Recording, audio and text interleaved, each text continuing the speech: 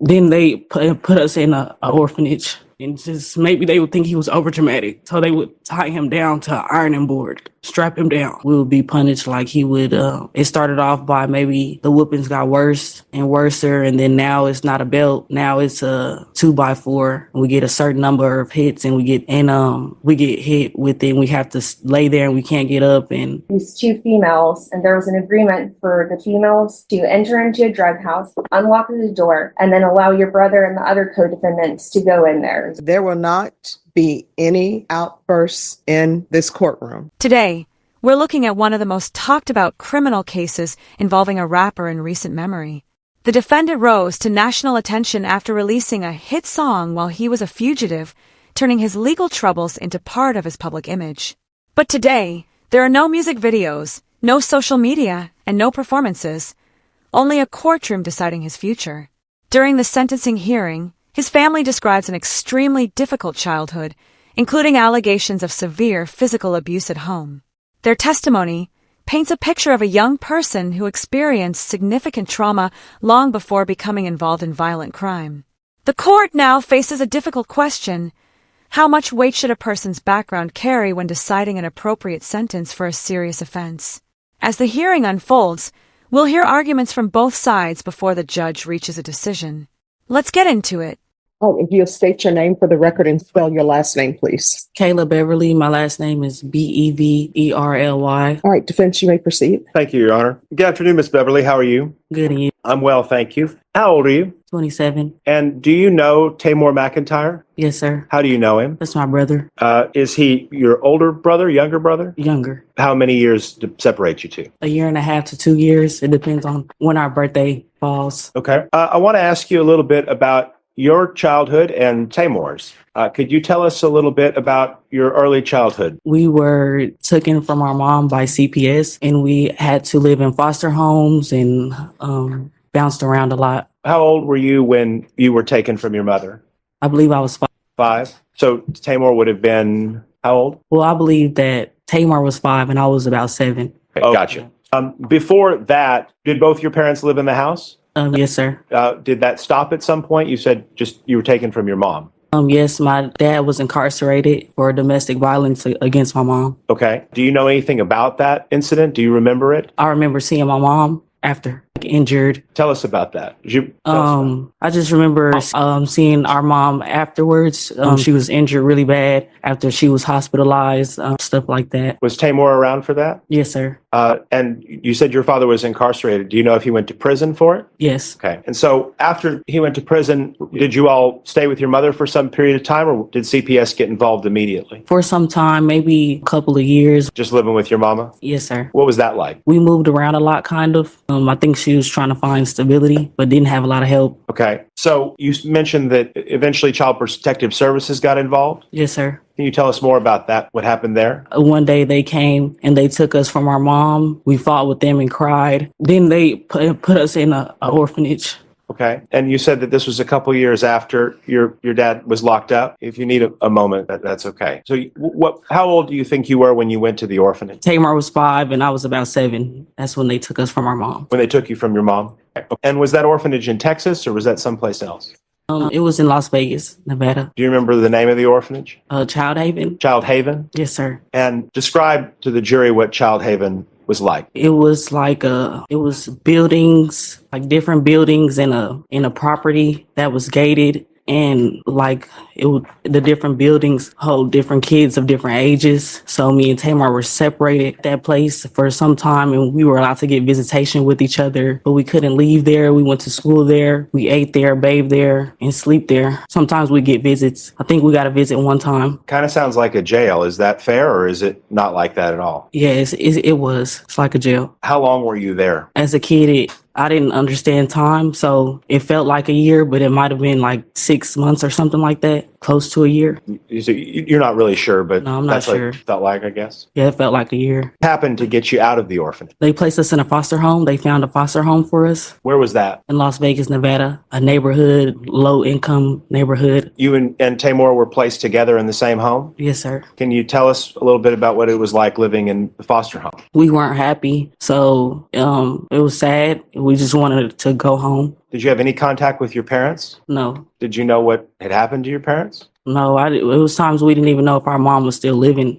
How long were you living with that foster? Was it a family or was it a single person? Do you know? It was she was married and eventually her husband passed away. But it was a married woman. And what was daily life like with her? If it was during the year, then we go to school and we come back after school. If no extracurricular activities, and if it wasn't during the year, then we have to be in her home at all times, not allowed to ever leave. Couldn't leave her property? No. Taymor too, or just you? Neither one of us, Taymor either. What happened if you tried to argue with her about that? She didn't allow it, and we were young, so we just did. Do you feel like you were provided for there? Provided for because we ate every day and had a place to stay, so yeah. What about your emotional needs? No, not at all. How long were you with this woman and her husband before he died? I believe that we were with her for up to 2 years at the most at one point, and then we got transferred somewhere else and sent back to her again. So over the years, we were with her 2 times at the length of time that we were in foster care. So you were transferred from her care to another foster home or transferred back to the orphanage, or how did that happen?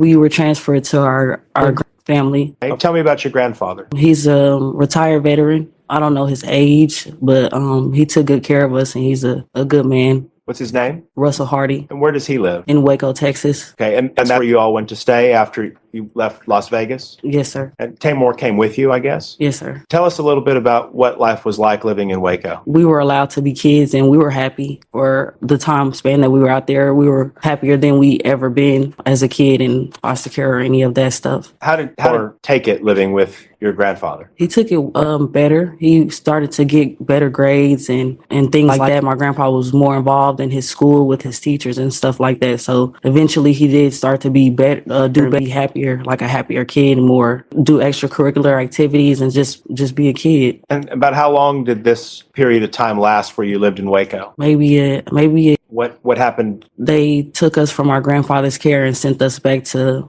Las Vegas to Child Haven. When you say they, who was they? CPS. Child Protective Services? Yes. So you went back to Child Haven? Yes. Do you know why they sent you back to Child Haven from your grandpa's house? They never really explained it to us as kids. They just said that we would be coming back, so that it was just temporary. Did you come back? No. When you got to Child Haven, the second time, how long were you there for? Just one day. Oh, just one day. What happened after that? They sent us to the same foster home that we lived in before. The woman that you mentioned? Yes. Okay. What was it like when you went back to live with her? It was the same, but I feel like this time we were older and we knew it was wrong.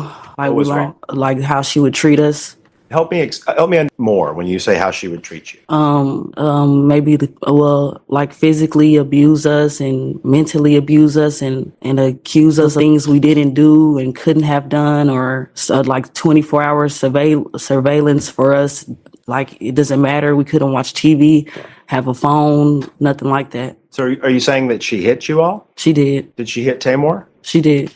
When you talk about mentally abusing you, you talked about not being able to leave. Is that what you mean, or do you mean something else? I mean, just overall, because we were young and we were kids, so it was like a weird feeling with her because we wanted her to love us, but she was always disappointed at us, and we would get accused for things that we didn't even do. So, like, I feel like that was like mental abuse because it was like we just wanted to earn her love, like be really respectful to her and not do anything wrong, but we would still end up in trouble. What kind of things did she accuse you of doing, or accuse Taymor of doing? Maybe, it was every kid in the house, but maybe like picking at carpet, like if normal wear and tear on the carpet, if it's older, like maybe we did it, we picked it out the ground, or maybe like we scratched a scratch on a wooden furniture that's older and wear and tear. It was things like that. You made it sound like it wasn't just you and the woman who took you in. Were there other people living in that house? It was other kids. They were all siblings. So 3 other kids that were all siblings. Okay, were they her children or were they also adopted? Not her children. They were in foster care. She ended up adopting them. Okay, and I'm sorry, I used that word adopted a little carelessly. Y'all weren't adopted, I take it? No. Okay, but she had adopted other children from the foster system? We met them the first time we lived with her. The second time that we came back, she had adopted them and changed their names and everything like that. I see. So how long did this last where you were back with the lady in Las Vegas? Not, I don't want to say it was a year. Okay. I don't was a year. During that time period, did you have contact with any of your biological family?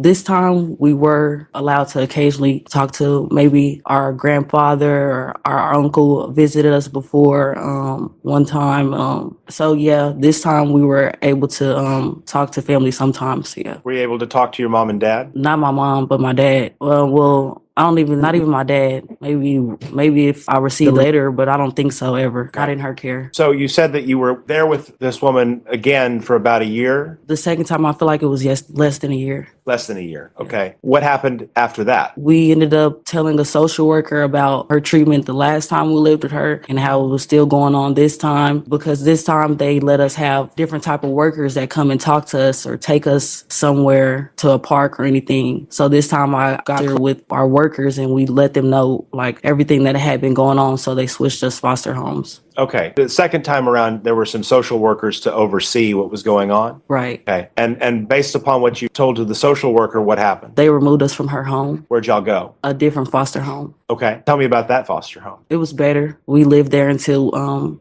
we were not in foster care anymore. Where was that other foster? In Las Vegas, Nevada. Okay. And do you all have any connection to Las Vegas, Nevada, besides that they took you to Child Haven and that's where you got put into the foster system? No. Okay. No relatives, no distant relatives? No. Okay. You said that you lived with the second foster family until you were taken out of the foster system. What happened there to get you out of the foster system? Our dad got out of prison and we were released into his care And where was your dad living when he was released from prison? in Arlington, Texas. Okay. So that's where y'all went? Yes, sir. Tell me about what it was like to go to be with your father at that time. First, it was supposed to be happy, but it was a lot of abuse and things going on. Abuse towards you, abuse towards Taymor. Abuse towards both of us. Tell us about it. About what he would do. Yes. What do you call it? Maybe like his punishments were too big for like the thing. Like if we got bad grades, then we would be punished. Like he would. It started off by maybe the whoopings got worse and worser, and then now it's not a belt. Now it's a 2x4. And we get a certain number of hits, and we get hit with it. And we have to lay there, and we can't get up. And Taymor was younger than me, so Taymor was younger than me. He would cry and just maybe they would think he was over dramatic, so they would tie him down to an ironing board, strap him down, stuff like that. The defense focuses heavily on the defendant's upbringing. Family members describe years of alleged physical abuse, instability, and fear inside the home. Their testimony is emotional, explaining how those experiences affected the defendant throughout his childhood. The courtroom grows noticeably quieter as these details are shared. While difficult personal circumstances can help explain how someone's life developed, the court must also consider the impact of the crimes committed. Sentencing hearings often involve balancing mitigation, such as childhood trauma, mental health, or family history, against the seriousness of the offense itself. It's one of the hardest parts of the criminal justice system because understanding someone's past isn't the same as excusing their actions.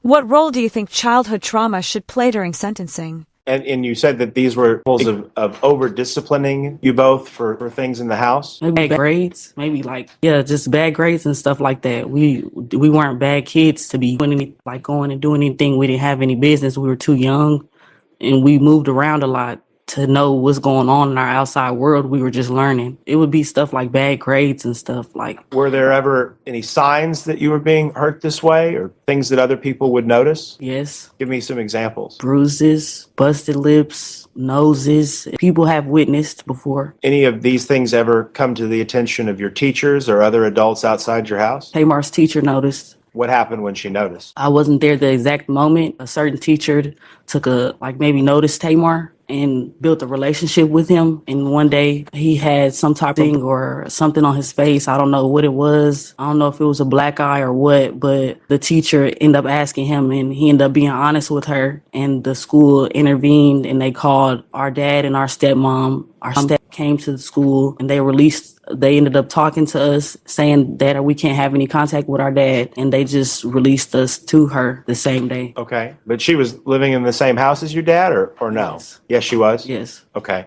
And after that? After that, we went home with her and they told Taymor we got in trouble and they told Taymor that he had to say that he was lying. Okay. Your dad and your stepmother pressured him to say he was making it up? Yes. Did CPS ever get back involved as a result of that, T-Dog? No. How long did all this go on, living with your dad? Until I was about 16, 17. By the time I was like 16 years old, then me and Taymor started to think about we didn't want to live with him anymore. And we wanted our mom to live with our mom. Who was your mom at this time? I don't know where she was. We just were upset that everybody took us away from her. And then we just thought that we knew that she wasn't perfect. But, just to have, like, wake up one day and your kids be ripped from you or your kid or us being ripped from our mom, I felt like that wasn't helping her or us. Well, we felt like that. So what did y'all do? We started to think about living with our mom or just, living somewhere else around the time I was 16. And then by the time I turned 17, then we decided to leave. Taymor would have been how old around this time? 15. You said you decided to leave? Yes. Did you leave? Yes. Where'd you go? We went to Corpus Christi with our mom after some time. Initially, we first left and we stayed here and there. And then we left Arlington to go to Corpus Christi after maybe like a month. And that's where your mother was living? Yes. How long did you stay with your mom? Not even one night. I came and I brought Taymor and then I left. Okay. When you took Taymor down there, did you tell your dad you were taking him? No. You were trying to get him out of the house? I felt like if I did not take Taymor and leave, then my dad would keep hitting us and he would get in trouble eventually. Somebody would notice. There would be nothing we could do about it, or he would hurt Taymor. Law enforcement would have to get involved and they would have no choice. Last time that happened to your dad, what happened to you all? We went to foster care. So do you know how long Taymor was in Corpus Christi with his mom? I want to say a month, maybe. A month, or it wouldn't have been longer than. Where did he go from there? Back to Arlington. He stayed with a friend and their grandmother. How long was he staying with them? I'm not sure. Did you ever get to meet the grandmother? I think I never met her. I think I've been there, but she was elderly. I think I never met her. Okay. How was Taymor behaving around that time? He was all right. How he was behaving, he liked to make music and stuff like that. So he wasn't having behavioral problems. Okay. Now, eventually, did something happen to the older lady that you mentioned that he was living with? She passed away. Okay. And what happened after that for Taymor? He went with other friends, or had to figure it out on his own after that. He bounced around a lot, didn't have a place to stay. What was your opinion of the kind of company he was keeping after he left that older lady's house? I knew that if the circumstances were different, he probably wouldn't be around the same people. Okay, but as far as those people are concerned, you know that some of them were drug dealers, right? Right. Some of them were violent. I mean, what sorts of things were he was hanging around with like? Or what were they doing? I didn't hang around them. I didn't like them. They didn't like me. So I didn't, I knew that I didn't like the way they treated him sometimes, or like whatever was going on. How'd they treat him?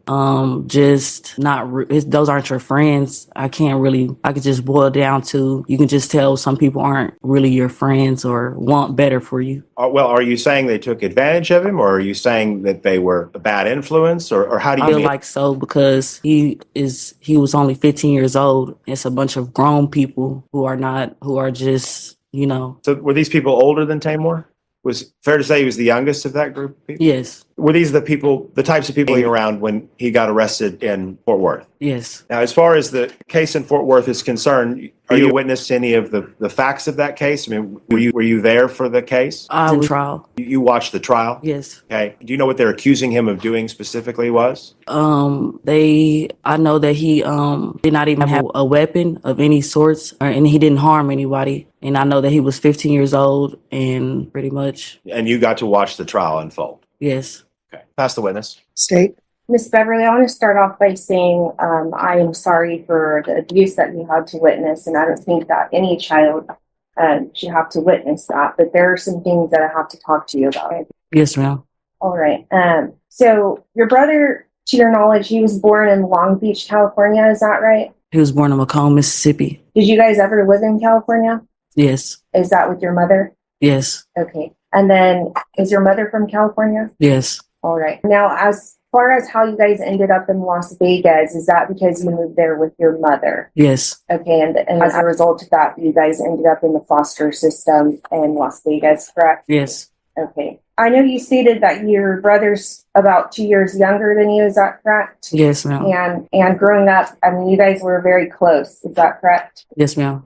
As a matter of fact, I mean, I think you would describe it as you two were kind of the only thing that each other had growing up. Is that right? Yes, ma'am. And so, I mean, you love your brother. That's correct, right? Yes, ma'am. And you don't want to see anything bad happen to him. No, ma'am.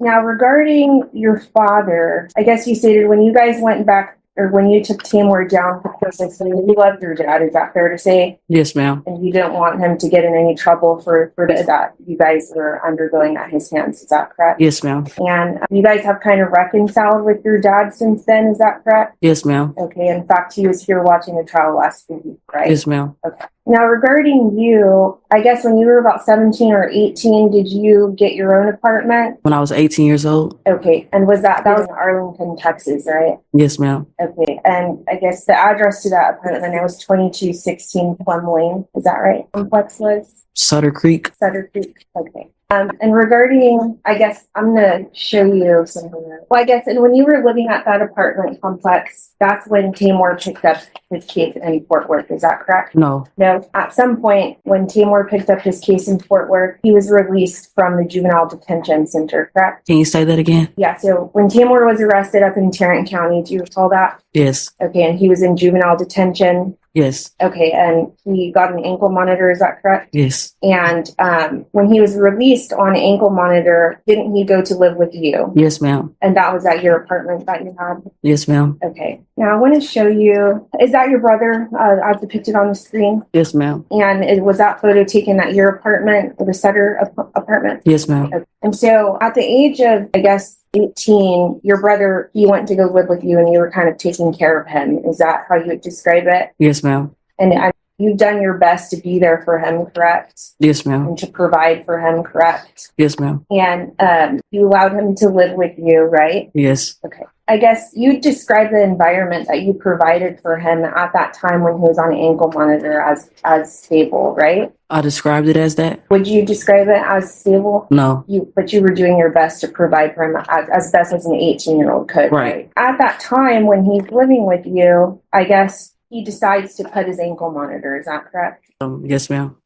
And so he's no longer living with you, cuts his ankle monitor, and he flees Arlington, Texas, right? Yes, ma'am. And so I guess previously you would describe your brother's stature at that time as small, right? He was a smaller individual. Yes, ma'am. Okay. And I guess at the time that you guys were living together, previously stated that you guys were sharing an iPhone at that time. Is that correct? That we were sharing an iPhone. Or did you ever share a cell phone with him? I don't even think we had phones. Oh, okay. Do you recall an interview that you gave to Say Cheese, the social media outlet? Do I recall it? Yes, ma'am. Do you recall in that interview you said that you and your brother shared a phone at the time that he was living with you? No, I don't recall. And I'm going to show you some photos. Okay, so who is that depicted on the screen? Me and Taymor. Okay. And what is that in your hand? A phone. Okay. And was that taken at your apartment? Yes, ma'am. And what about there? Is that the same thing depicted? Yes, ma'am. Now, regarding the Fort Worth case, you said that you watched the trial up there. Is that right? Yes, ma'am. Okay. And I guess you stated that your brother didn't have a weapon. Is that correct? Yes, ma'am. And he didn't harm anyone. Is that correct? Yes, ma'am. Okay. But somebody died up there as a result of the actions of your brother and his co-defendants. Isn't that fair to say? As a result of my brother's co-defendant? Your brother and the co-defendants. Yes, ma'am. And I guess you've previously spoken out because your brother's co-defendants up in Fort Worth involved 2 female co-defendants. Is that right? Yes, ma'am. Okay. And one of them, her name was Megan. Is that correct? I guess so. I'm not sure. That's fine. But you know that there were 2 females involved, correct? Yes, ma'am. Okay. And I guess you've previously spoken out because you don't agree with the way that the court systems have handled your brother. Is that correct? No, ma'am. You don't agree with that. I don't. Okay. Now, regarding the Fort Worth case, I mean, based on the evidence that you saw, isn't it true that your brother, enlisted these 2 females and there was an agreement for the females to enter into a drug house, unlock the door, and then allow your brother and the other co-defendants to go in there? Is that correct? Objection calls for speculation. She testified she witnessed the trial. That doesn't mean All that right. she agrees with Could your you all recitation. approach? You may proceed. So up in Fort Worth, your brother was acting with multiple co-defendants. Is that correct? Yes, ma'am. All right. And the evidence in that case was that your your brother and his co-defendants, the two females, entered into a drug house. They texted your brother and the other co-defendants that were not yet in the house and told them to come in, and the females unlocked the door, and at that time your brother and his other male co-defendants entered the house to commit a robbery. Is that fair to say? I'm not sure. And isn't it true that your brother in that case searched the house for drugs to take? Wrong. He What didn't is- search a house. He was in the home, isn't that correct? He went to the home. Okay, and he admitted to the Tarrant County Police Department that he was searching for drugs during the robbery. Isn't that correct? Oh, I don't know. Now, regarding the murder that we're here for today, you were not in San Antonio, Texas when that murder occurred, correct? No, ma'am. You were up in Arlington, is that correct? Yes, ma'am. All right. So you weren't in the car, right? No. You have no personal knowledge as to the facts of the murder that we're here for today, right? No. Now, I guess earlier you said something that your brother liked to make music. I guess you would describe him as like a talented musician. Is that correct? He's artistic in a lot of different ways. Drawing, music. Regarding music. Yes, music too. And I guess, are you familiar with the song that he wrote called The Race? Yes, ma'am. And that song was released after the murder that we're here for today, correct? Objection to 403, Your Honor. All right, that objection will be overruled. You can answer the I don't remember the question. The song The Race, it was released once your brother was apprehended in New Jersey, correct? It was released after he was apprehended in New Jersey. Yes. Yes, ma'am. Okay. And the song was released after the murder that occurred in San Antonio, Texas happened. Is that right? If he was in New Jersey, then yes, ma'am. Regarding that song specifically, the lyrics of the song is that your brother was evading police. Isn't that correct? Is that the lyrics of the song? Yes. I'm not sure. You've never heard the song before? I have, but I mean, I can't tell you what a person meant Okay. unless it was me. Well, I want to know what you take on the lyrics. So, Objection, speculation. All right, that objection will be sustained. Motion to instruct the jury to disregard. Ladies, a question has not been asked for them to disregard. Understood, Your Honor. and I guess at the time when your brother was in New Jersey, you're aware that he was posing in front of his wanted poster and taking pictures in front of his wanted poster. I don't even think it was a wanted a poster, so I'm not sure about Speculation that. as well, Your Honor. All right, that will be overruled. The prosecution shifts the focus away from the defendant's upbringing and toward his own public actions. Prosecutors argue that some of his music, videos, and public statements reflected the lifestyle they say he chose to embrace. The court hears arguments about whether those materials help establish intent, identity, or state of mind, while the defense maintains that artistic expression should not automatically be treated as literal evidence of criminal conduct. It's an issue that has sparked debate across the country. Supporters argue that lyrics are creative expression protected like other forms of art. Others believe that, in certain circumstances, they may become relevant if they directly connect to the facts of a criminal case. It's a difficult legal question that continues to generate discussion far beyond this courtroom. And I guess while your brother was on the run, isn't it true that SWAT went to your place looking for him multiple times? Yes, they did. Have you met with the defense team in preparation for your testimony today? No, ma'am. You've never talked with them on the phone? About my testimony, no, ma'am. Sorry, I have, but I thought you were saying like about my testimony or anything like that. I've answered questions, Okay, so you guys have met. talked on the phone. Okay, thank you for the clarification. And I guess regarding your brother, I mean, you've seen photos of him. I do have his affiliation with the Crips gang, No, ma'am. but you've seen photos of him throwing gang signs. Is that correct? Have I seen photos of him throwing gang signs? Yeah, for videos. We were foster kids. I don't really know a lot of gang signs myself, so I couldn't tell you what it is or. So if there's been testimony that multiple of your family members are gang members, They didn't raise us. okay. So your testimony is you're just not familiar with gang signs. I'm not. I want to call your attention to the interview that you gave to Say Cheese. Isn't it true in that video that you said your brother be hitting them things regarding the gang signs? I said he be hitting them things. Yeah. I don't even recall my say cheese as I just answer questions, but I don't recall saying that. Okay. Saying that I didn't. And regarding that interview, I mean, were you paid for that interview or was it free? No, ma'am. Okay, you were not paid for that. No. So I want to talk to you about some of the people that you said your brother was hanging out with back in the Tarrant County case. Is one of those people Jalen Bell? Can you ask that again? Yeah, so earlier when Mr. Hunter was asking you questions, you kind of talked about some of the people that Taymor was hanging out with that were a bad influence on him. Do you recall that?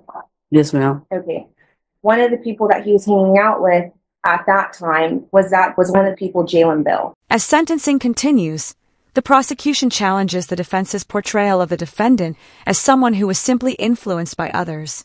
Instead, prosecutors argue that the evidence shows active participation in the criminal conduct rather than someone merely following along. The court must weigh two competing perspectives.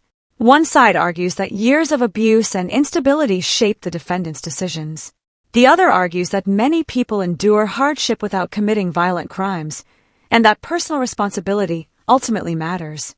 These are the kinds of questions judges often face during sentencing, trying to understand both the person standing before them and the harm caused by the crime. Not sure, but But you're aware that Jalen Bell and your brother were pretty close friends, correct? yes, ma'am. You have personally, you've communicated with Jalen Bell before, correct? Have I ever communicated with him before? Through him or his girlfriend, Dara Sanders? Yes, ma'am. Okay. And sometimes they ask you for money, is that correct? No, ma'am. I haven't talked to them in over 10 years. So if there's a jail call saying that they've talked to you and asked you for money from your brother, that's just not accurate. You said it's a jail call of them asking me for money or saying that they did? Saying that they did. Well, they didn't. Okay. So I can't know what they said. Now, regarding Jalen Bell, you're aware that he pled to ag robbery for his role in the aggravated robbery of Mark Saldivar, right? Yes, ma'am. And your social media profile or on Instagram, your social media name is @RealSpecialK. Is that correct? Yes, ma'am. Okay. And isn't it true that on your bio you still have free pimp use? I'm not sure. I've been having the same Instagram for over 15 years. Yes, ma'am. Is that a photo of your Instagram profile? Yes, ma'am. And just regarding the bio, can you read for me what it says here and here? AK, free pimp, long live, two live. I'm tendering to defense for inspection, but I'm offering State's Exhibit P5. Objection, improper impeachment. I mean, it All wasn't. right, if I could see the exhibit P5. State, you may proceed. Regarding your social media profile, on your bio you have free Tay-K and free pimp. Is that correct? Yes, ma'am. All right. And so you have no real interest in the family of Mark Saldivar getting justice for his death. Objection, Your Honor, argumented. Sustained. Motion to I've been instruct having the jury to same disregard. Excuse me. Oh, sorry. So when either party makes an objection, just stop speaking and I'll make a ruling on it. If you don't understand my ruling and whether or not you're supposed to continue to speak or not, just ask me. Okay. All right. The objection is sustained. Motion to disregard. All right, ladies and gentlemen, you to disregard the last question. Motion for mistrial. Denied. State, you may proceed. Thank you. At this time, we pass the witness, Your Honor. All right, defense. Fair to say you love your brother? Yes, sir. No one's suggesting that you're not hoping for something positive to happen to your brother, right? Right. Pass the witness. No further questions. Is this witness excused? Yes, Your Honor. Excused from the state? Yes, Judge. All right, the rule has been invoked. You're not allowed to discuss your testimony with anyone during the pendency of the trial. All right, thank you. You may step down. Defense, call your next witness. May we approach, Your Honor? Yes. And is there going to be victim impact? Yes, Judge. All right, so it's the court's understanding that there is a verdict. There will not be any outbursts in this courtroom. If there are outbursts in this courtroom, you're going to be asked to leave by the deputy. If there was a statement or something you're going to give, you're not going to be allowed to give it because you're going to be asked to leave the courtroom. Does everyone understand? And my understanding after this, Mr. McIntyre, after you're sentenced, that they want to have a victim impact. Who is going to be giving the victim impact? All right, so the advocate is going to be saying victim impact on behalf of the mother. What I can tell you in this courtroom, I always require everybody treat everybody with respect. I know that this is a very emotional case for everyone, but I want the deputies to have an easy time this evening. And I just want everyone to please keep your emotions at this level, although I understand there's a lot of emotions going on both sides. And is Hunter on his way? All right. And what is the cause number of the case out of the other county? I'm sorry, What is the cause number of the case out of the other county? All right, we're going to go back on the record in 2019 CR 12495, State versus Taymor McIntyre. Could I have parties announced, please? Jason Garahan and Megan Galloway for the state, Your Honor. John Hunter and Thomas Lane for Mr. McIntyre, Your Honor. He's present. All right. Deputy Laura has informed me there was a buzz and that the jury has reached a verdict. Are both parties prepared to receive the verdict from the jurors?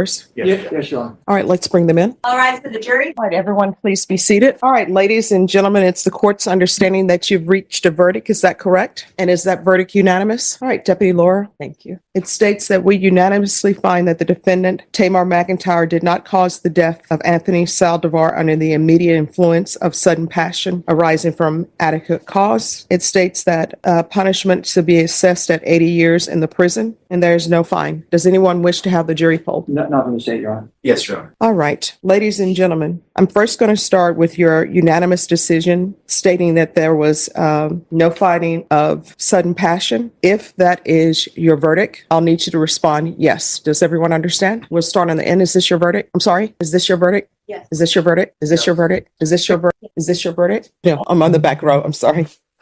Is this your verdict on the back row? Is this your verdict? Is this your verdict? Is this your verdict?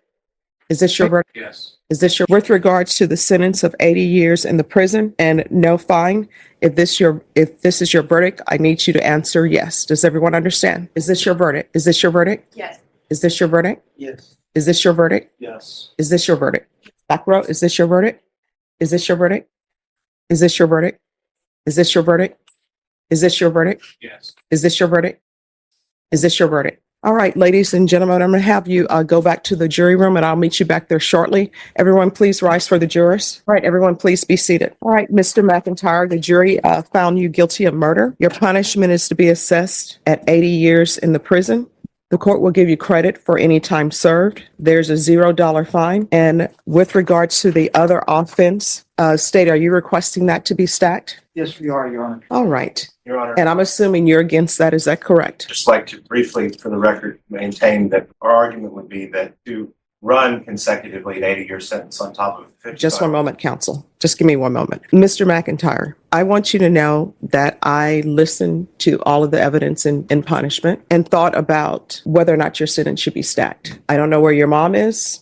Don't know where your father is. I know that you had a rough childhood, and I do know that these offenses occurred when you were very young. And I understand the state of the law, what people consider an adult. I listened to the testimony of the expert that was brought by defense counsel. You've already been sentenced to murder in the other county, and then you have a murder here. And the sentence for 55 years, that's a stiff sentence. This 80-year sentence is a stiff sentence. And these are cases where you have to serve half your time, and that's day for day time. And I recognize that. Hopefully you will grow, but based upon his age, based upon the number of years that he has received out of Tarrant County and the number of years that he's received here, based upon his history and the lack of any type good parenting. From what I can tell, his mother wasn't a good parent to him. His father wasn't a good parent to him. Child Protective Services was not good. And if you believe the testimony, I don't know why Child Protective Services would place children back with a father who put the children's mother in the hospital. Is there something else that needs to be done with our society? Yes. Is more money need for Child Protective Services and their workers? Yes. And I do realize that while this is a lot of time, and I tell people all the time, any time that you do in custody is a lot of time.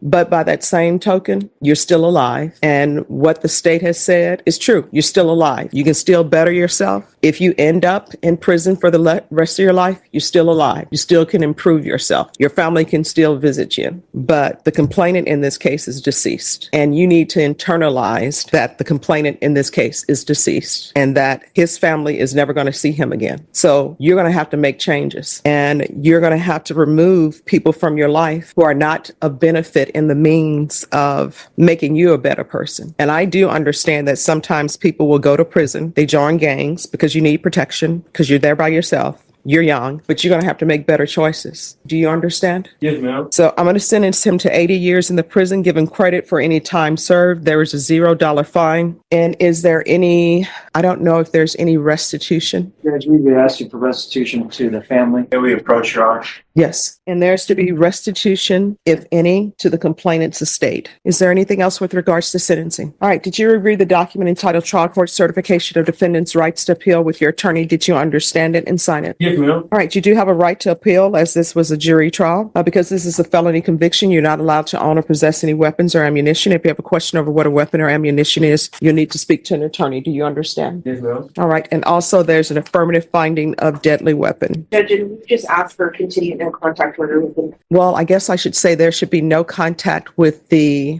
family outside of legal for the civil matters. Okay. So there's to be no contact with the complainant's family outside of legal proceedings. After hearing testimony from family members, reviewing the evidence, and listening to arguments from both sides, the judge announces the sentence. The defendant receives a lengthy prison sentence that will likely keep him incarcerated for decades. The court acknowledges the difficult circumstances described during the hearing, but concludes they do not outweigh the seriousness of the offense or the lasting impact on the victim's family. The hearing ends on a sobering note. Talent, opportunity, and difficult life experiences can all exist at the same time, but they do not erase legal accountability when a violent crime has been committed. Cases like this leave difficult questions without easy answers. Can childhood trauma explain criminal behavior without excusing it? Should artistic expression ever be introduced as evidence in court? Share your thoughts respectfully in the comments. If you enjoy real courtroom analysis and legal breakdowns, don't forget to like, subscribe, and turn on notifications for more real courtroom cases. Thanks for watching.